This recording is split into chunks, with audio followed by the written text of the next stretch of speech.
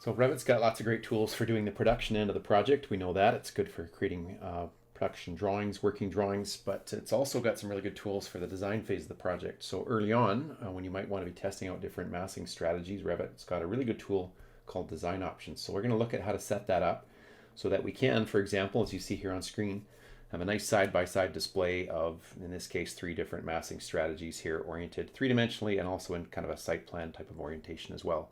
So the process might begin looking something like this. You can see that I've kind of separately created these different sets of floor objects with these massing blocks with the intention of moving them all into this spot, this void on my site plan. And then I'll be using the Design Options tool essentially as a way of sort of turning off or controlling the visibility of these different massing strategies. So the process all begins here by just turning on the initial massing or design options. I can do that by just going to the Manage tab and just clicking here either on Design Options up top on the ribbon or down below here, just below my work window. I can do the same thing here by just clicking on this little button. This is my preference just because it's visible all the time and you don't have to worry about navigating back to the tab here on the ribbon. So I'll initiate the process here by just clicking on Design Options, and the way to set this up is to initially create an option set. So Revit assumes that you're going to do a few of these. Perhaps you want to do a massing strategy option set, and then maybe later on in the project have a set of options for a window pattern or something like that. So I'll click on New, and it just calls it Option Set 1. I'm going to rename that and call it Massing Options. And then it gives me one by default. It'll be Option 1, and I'm just going to rename that and call it Massing Option 1. And I'm going to hit the new button a couple more times, and then I'll rename these new ones, of course, Massing Option 2 and Massing Option 3.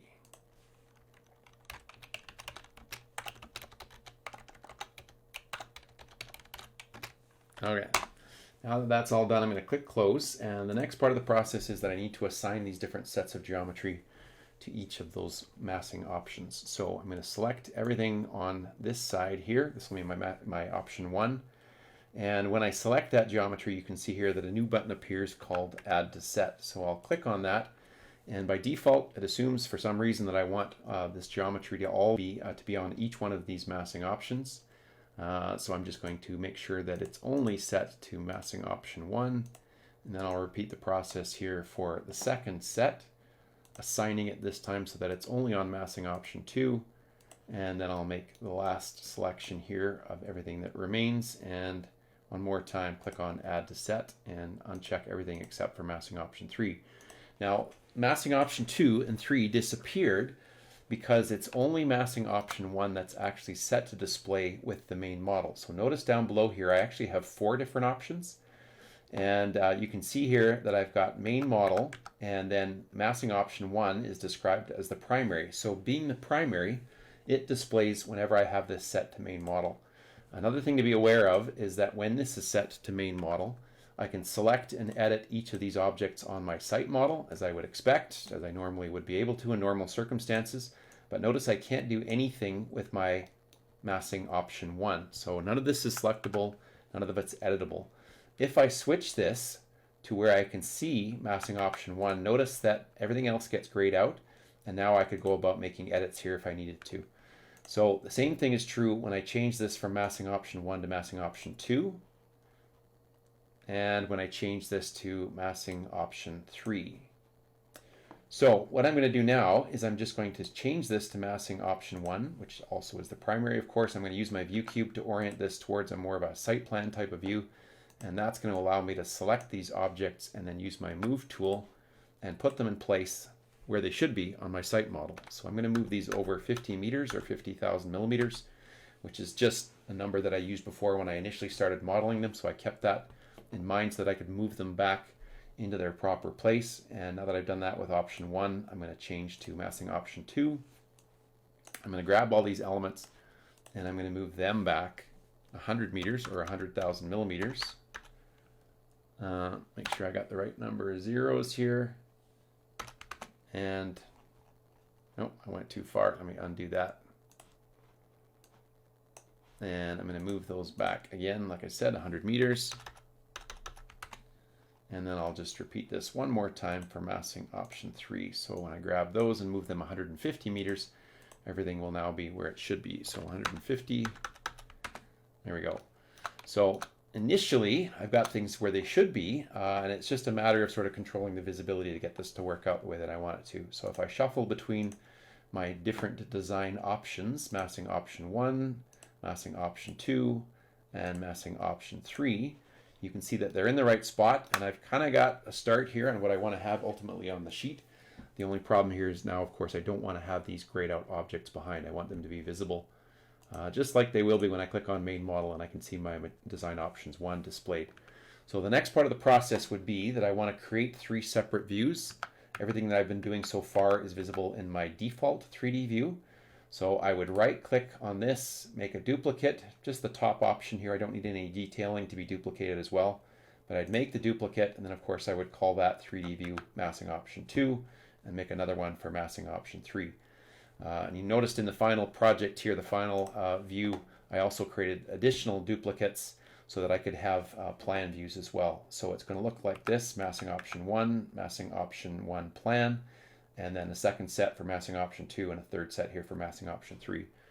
So having done that, I'm just going to kind of skip ahead to that point, and you can see that I've created those duplicated views. I've determined the proper scale, which happened to be 1 to 300, and I've got these all placed on an ANSID or a 34-inch by 22-inch sheet. So that seems to be the scale that's working properly. But what's not working at the moment, if you'll notice, is that in each of these views, I can actually see exactly the same thing. So even though I set up duplicated views and I've got these all set up to display a different set of circumstances, at the moment, they're all displaying massing option 1. The problem here is that in this view, in my design options, massing option 1 is set to primary. And so what that means is that every one of these design options will show that view. If I was to change this to massing option 2, notice that they all update, and then I have that problem of everything behind it displaying in gray. So I just need to make one last little tweak here to make sure that this displays properly. And it's a pretty simple one to fix. All I've got to do is go to the actual view, and then when I get to that view, I type in VG for my visibility graphic overrides. And over here on the right, now that I've initiated design options, there's a new tab, and it just says design options. And all I have to do here is just switch this from the default automatic to whichever design option I want to display in this view. So of course for this one, it's going to be massing option 1. I'll click OK, and then I'm going to go to massing option 2, and I'll type in VG again, and I want this one to display massing option 2, and then of course I'll repeat that process for the final one. So now when I go to my final sheet view, which is my info sheet in this case, you can see here that I can just switch this to main model, and now you can see that each one of these displays a different design option. So I just need to make that change here for massing option 3. Like I said again, VG, go to design options, and then switch this from automatic to the one that you want to actually have display. And then back on my sheet view, if I go to my info sheet one more time, you'll see that now I have a better display of massing option 1, massing option 2, and massing option 3. I didn't do that yet here for what you see below in the plan views, but I would just simply repeat that process, and then eventually I'll end up with something that looks like this, with the proper display of massing option 1 on the left, massing option 2 for both of these views here in the middle, and then of course the final one showing massing option 3, 3D view and plan view. So it can be used in several other different ways. Like I said, you can do this for window patterns, setting up different curtain wall patterns or windows or doors. So it's a really effective way of kind of showing some side-by-side options early on in a phase like this, this phase of the project where I'm doing some pre-design, or perhaps later on when I want to show the client some different options for the way that the facade can look. So thanks for watching. Hope that was helpful, and give me some reactions to that down below, and we'll catch you in the next video.